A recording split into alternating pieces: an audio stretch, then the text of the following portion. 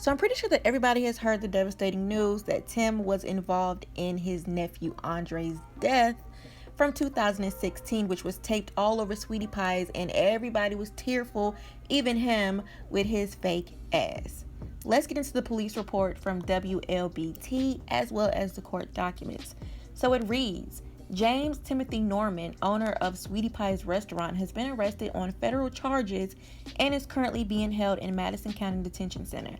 Norman was charged with conspiracy to use interstate commerce facilities, aka a cell phone, in the commission of a murder for hire resulting in death. According to the complaint, Norman, Terica Ellis, and others conspired to commit a murder for hire in exchange for money. Federal authorities allege that in 2014, Norman obtained a $450,000 life insurance policy on his 18-year-old nephew, Andre Montgomery. Norman was a sole beneficiary. In the days leading up to Montgomery's murder, Ellis told Montgomery that she was coming to St. Louis on March 13, 2016, the day before Montgomery's murder. Norman flew to St. Louis, Missouri from his hometown in Los Angeles, California. On March 14, 2016, Ellis and Norman communicated using temporary phones activated that day. Ellis also used a temporary phone to communicate with Montgomery and learn his location. Immediately after learning Montgomery's location, Ellis placed a call to Norman. Around 8 p.m. that same day, Montgomery was shot and killed. Ellis's phone location information places her in the area of the murder at the time of the shooting. Immediately following Montgomery's murder, Ellis places a call to Norman and then begins traveling to Memphis, Tennessee. In the days after the murder, Ellis deposited over $9,000 in cash into various bank accounts. On March 21, 2016, Norman contacted the life insurance company in an attempt to collect on the life insurance policy he had obtained on his nephew. Terica Ellis was charged by complaint with conspiracy to use interstate commerce facilities in the commission of murder for hire, resulting in death. It goes on to say that the St. Louis Police Department is still investigating this matter, and these are the court documents. So here is a timeline. In 2014, Tim attempted to take out a $250,000 life insurance policy on his 18-year-old nephew, Andre. 2 weeks later, he attempted to obtain a second life insurance policy on Andre in the amount of $200,000, in addition to an accidental death clause in the amount of $250,000 through Forster's Insurance. The policy was issued and listed Norman as the sole beneficiary. In 2015, he also attempted to do a replacement policy on Andre in the amount of $249,000, but the application was denied. In fact, the applications for all of these policies contain numerous false allegations recording Montgomery's income, occupation, and family history.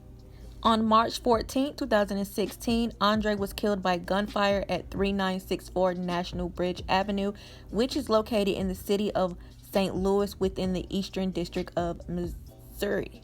Investigators uncovered that on March 10th of 2016, Andre received an email from a Terica Ellis at gmail.com advising him that she is on her way to town. A search of Terica Ellis at gmail.com indicated that the email address belonged to Terica Ellis, an exotic dancer residing in Memphis, Tennessee. How smart can you be? Let me use my own email address. Okay. On March 13th, the day before Andre's murder, Tim flew from Los Angeles, where he primarily resided, to St. Louis and arrived in St. Louis at 12:12 a.m. on the morning of March 14th, 2016. On or about March 13th, Ellis posted on Instagram account. Her Instagram account name was Alex the Great, that she was in St. Louis and would return to Memphis on March 14th.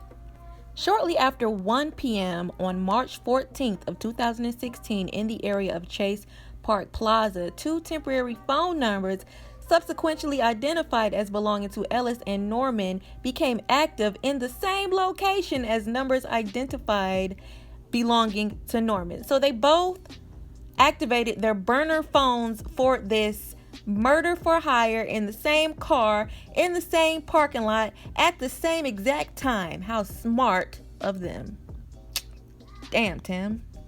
The burner phones were activated on the day of Andre's homicide and deactivated the day after his homicide. These phones communicated constantly throughout the day of his homicide and ceased activity on March 15th, the day after. Andre's cellular device was located in close proximity to his body and was examining followed his murder. Witnesses at the scene of the homicide indicated that Montgomery went outside to meet someone after receiving a phone call and was shot and killed shortly thereafter.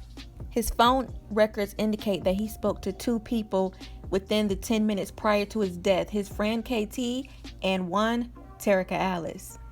A review of the text message between Andre and Terica revealed that he gave Terica his address at approximately 7:07 p.m., less than an hour before he was killed.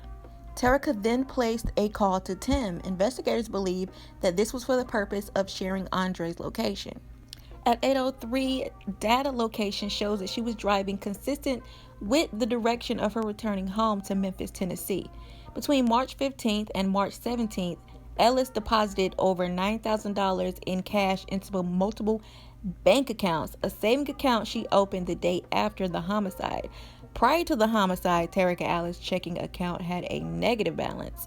On March 21st, after Montgomery's murder, a man identifying himself as Tim Norman and using a phone number known to belong to Tim Morton called Foresters in an attempt to collect on the life insurance policy Norman had obtained on Andre Montgomery in 2014.